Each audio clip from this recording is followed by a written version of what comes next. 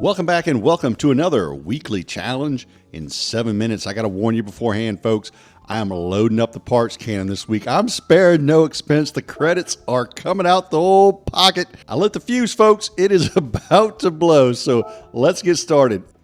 Challenge 1 this week, the first one, Sunday Cup Classic. It is a PP 350 at Lago Maggiore Center, and you're going to need something of that 350 variety. Usually I just pick a random car that's around 350, but this time I grabbed the Samba bus and I threw a couple 100,000 credits at it, and this is what I ended up with. Obviously, that's a lot of credits to win this silly race, so if you got something PP 350 lying around, I suggest going with that. If not, you can go with what I did and have a little fun with it. So jumping into the race, we got it lowered way down low. We've got a turbocharger and it's whistling and whining and hissing and making all those really cool race car noises. And look at this thing go. It is absolutely flying down the track. This may be one of the greatest Samba buses on the planet. Look at it. Corners like it's on rails, this car does. And I know what you're thinking. It's not a car, Grady. It's a bus. But it's a race bus. You know what race bus spelled backwards is? Subi car. Yeah, I don't know. I won. First place. Woohoo! All right. Samba bus for the win. You'll need about a 217 to win this race, and you'll get 7,500 credits. Plus, you'll also get a bonus ticket of 100,000 credits for winning race number 1. On to challenge number 2, the European Clubman Cup 600. This one at Alasce Village. It is a 3-lapper on kind of the long track here at Alasce, and I decided to go with the 2020 Giulia GTA M. And it's on Sports Hard Tires. I did nothing else. I know I told you I was loading up parts cannons, but I did not for this car. I did not need to. I gotta tell you, this is possibly one of the best cars in the game. Look at me drifting around this corner. You could do this anywhere on the track in this car. It is magic. I love this car. Watching this, I want to go back and race it again. If you have not raced this Giulia, get in this car, get on this track, and go race it. It is awesome. It is an awesome car. And I know I've driven it before. I think they might have messed it up in one of the updates or something, but I forgot how good it was. Loved it. Give it a shot. Giulia for the win. Look, I can't even finish. I was so excited. I almost forgot to do my finishing spin there. All right, you're going to need a 643 to win this race. You'll get 37,500 credits, but get to drive the Giulia. Way worth it. On to challenge number 3, the Evolution meeting. And I have done these Evolution races in several different cars. I've got them all tuned out. I decided to change the car I'm going to win the race in here at Monza. I got 4 laps to get it done. So I decided to go with the Lancer Evolution 3. Now, this is a 1995 car, so it's not the most modern technology. So I did some tuning and some tweaking here on a few things, and this was my first stab at it. And if I went out on course and it just drove awful, then I'd come back and change up a few things, and I'd wait to give you the final tune. So these are all the parts I threw on it, pretty much everything I could. Anything good, I threw at it and put it out on course. And I gotta tell you, it worked pretty darn well, but the car was a little bit heavy. It was really fast. I mean, I was catching everyone really good, and when you got on the brakes, it was really a bit squirrely. Maybe had something to do with the rear toe, maybe a little bit with the rake of the car, lower the back end a tad, and maybe stiffen up the expansion on the rear shocks. Not sure if that would have helped or not with the squirreliness under braking, but and of course some aero too. I had no aero on this car at all, and didn't have a wide body. Wide body might have helped as well with the squirreliness.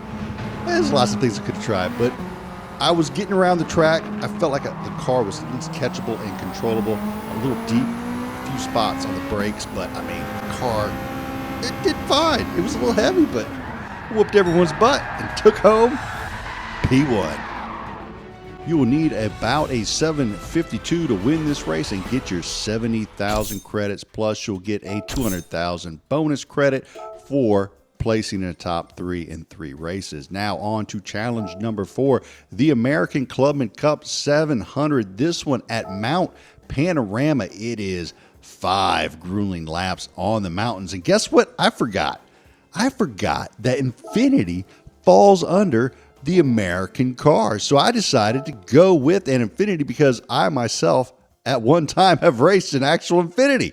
So I figure, oh, it's perfect. It's perfect for me. So I grabbed a gorgeous black Infinity Concept and I put some racing hard tires on it and I took it to the mountain to relive my glory days. And I have to tell you, I did feel a little bit out of place in the Infinity. I reached down to turn on my heated seats and they were nowhere to be found on my sim rig. The pain that I had to endure. But otherwise, the car actually felt familiar to me. I even had a hybrid, and this is a hybrid. So how cool is that? Now, the hood view is a lot like what I would see in my Infinity. The hood view was a lot like I saw in my Q50S. And I was just like, this is really cool. And it kind of drove the same.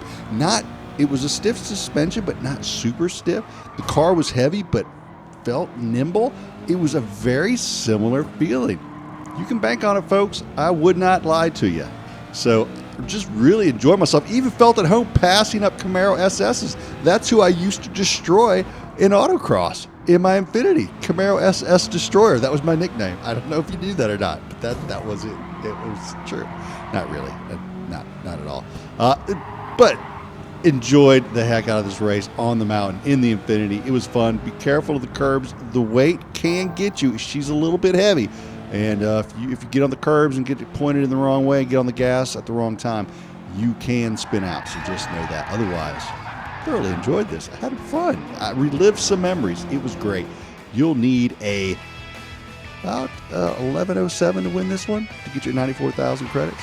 Give the Infinity a try and yell, "Let's go, Gretty," or something like that. I don't know. Do whatever you want.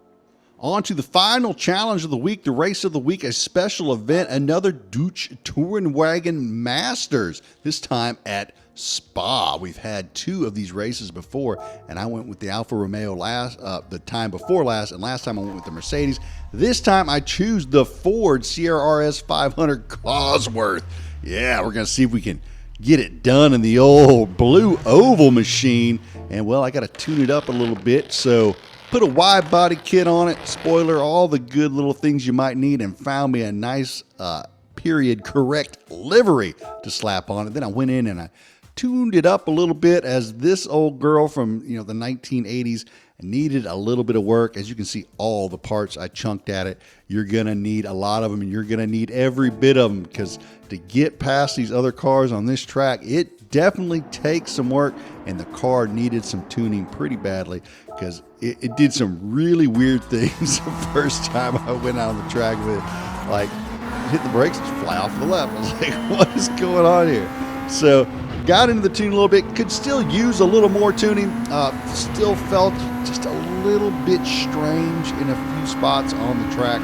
Had to be really careful on and off of the brakes, but it was good enough to stick it in the corner and have some confidence like I did right there. You can catch the car. So I do a little peekaboo around the inside, back to the outside, head down the inside of this right-hander here at Spa. Cannot remember the name of that corner.